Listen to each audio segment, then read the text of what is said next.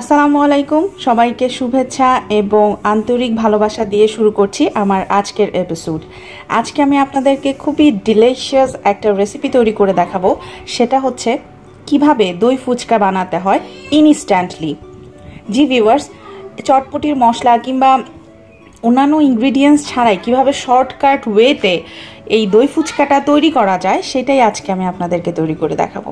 দেখতে পাচ্ছেন ফুচকার যেই স্ট্রাকচারটা সেম দই ফুচকা যেভাবে আমরা ধাবায় খেয়ে থাকি ঠিক সেই রকমই। সো আশা করি আমার রেসিপিটি আপনাদের ভালো লাগবে। তো চলুন দেখি কিভাবে এই মজাদার দই ফুচকা তৈরি করতে হয়।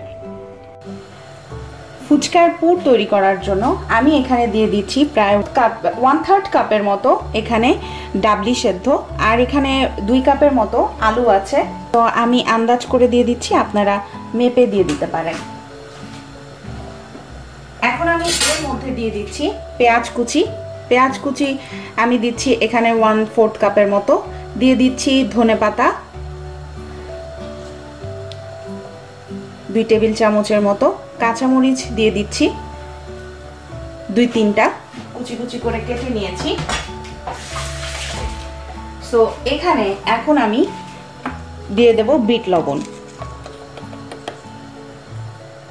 আমি নর্মাল যে লবণটা সেই লবণটা দিব না, বিট লবণটাই দিব। তো এখানে আমি দিয়ে দিচ্ছি 1/2 চা চামচ জিরার গুঁড়ো। সো আমি একদম শর্টকাটভাবে আপনাদেরকে করে দেখাচ্ছি, যেহেতু আমরা বাইরে থাকি, সব কিছু হাতের কাছে থাকে না। আমি ক্র্যাশড চিলি দিয়ে দিচ্ছি এখানে, আর আমি প্লেন তেঁতুলের টক কিছু এর মধ্যে দিয়ে দিচ্ছি, প্রায় 3 থেকে 4 টিস্পুনের মতো। এখন আমি এটাকে ভালো করে মেখে নেব। আপনারা ইচ্ছা করলে হাত দিয়েও মেখে নিতে পারেন, আর যদি আপনাদের হাতের কাছে চটপটি মশলা থাকে তার হয়তো বা একটু গুঁড়ো এর মধ্যে দিয়ে দিতে পারেন। বিট লবণ যেহেতু দিয়েছি, খুব সুন্দর একটা স্মেল বের হয়ে গেছে ইতিমধ্যেই। অবশ্যই একটু চেখে নেবেন, লবণ যদি লাগে তাহলে অ্যাড করে নেবেন।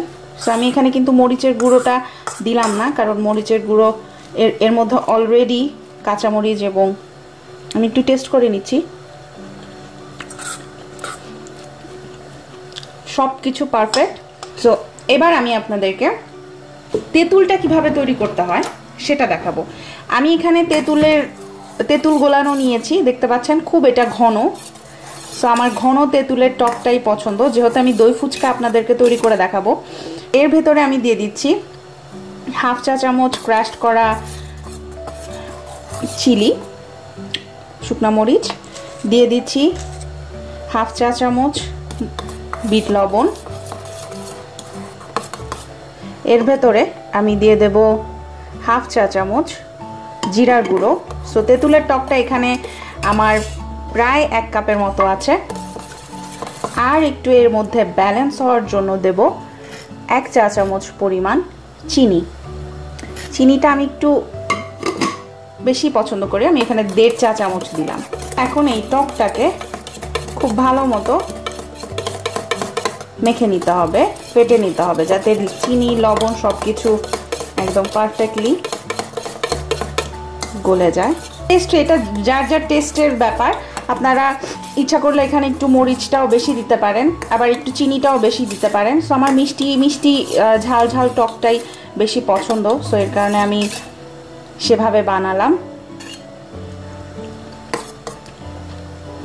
একদম পারফেক্ট।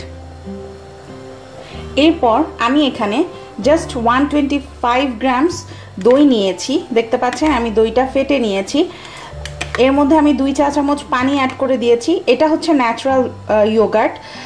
আপনারা যদি ইচ্ছা করেন তাহলে এর মধ্যে কিন্তু 1/2 চা চামচ চিনি মিলিয়েও দিতে পারেন, কারণ দই ফুচকাটার দইটা একটু মিষ্টি মিষ্টি ভাব থাকে, যার কারণে এটা আমি ন্যাচারাল ফ্লেভারের একটা দই নিয়েছি, ইয়োগার্ট নিয়েছি উইথ সুগার সেটা, কারণ খুবই অল্প পরিমাণে দেয়া থাকে। সো এটা এখন আমি ফ্রিজে রেখে দেবো। সো এখানে আমি ফুচকা বানিয়ে রেখেছি। নর্মালি ফুচকার দোকানে গেলে ফুচকার যে মামারা তারা কিন্তু ঠিক এইরকম করে মাঝখানে একটু জায়গা করে, আমরা অ্যাজ ইউজুয়াল যেটা খাই ঠিক এইভাবে পুরটা ভরে একটার পর একটা রাখে। ঠিক এইভাবে করে করে আমি প্রত্যেকটা ফুচকার ভরে ভরে রাখবো। দেখতে পাচ্ছেন ফুচকাটা, আমার মনে হয় আপনারা আওয়াজ শুনেই বুঝতে পারছেন। ঠিক এইভাবে করে করে পুরগুলো ভিতরে দিয়ে দেব। ঠিক এই রকম ভাবে আমি একটার পর একটা ফুচকা তৈরি করে রাখবো। এখন এর উপর দিয়ে কিছু পেঁয়াজ কুচি আমি এর উপর দিয়ে দিচ্ছি। দিয়ে দিচ্ছি ডিমের কুচি করা, ডিম কুচি করা।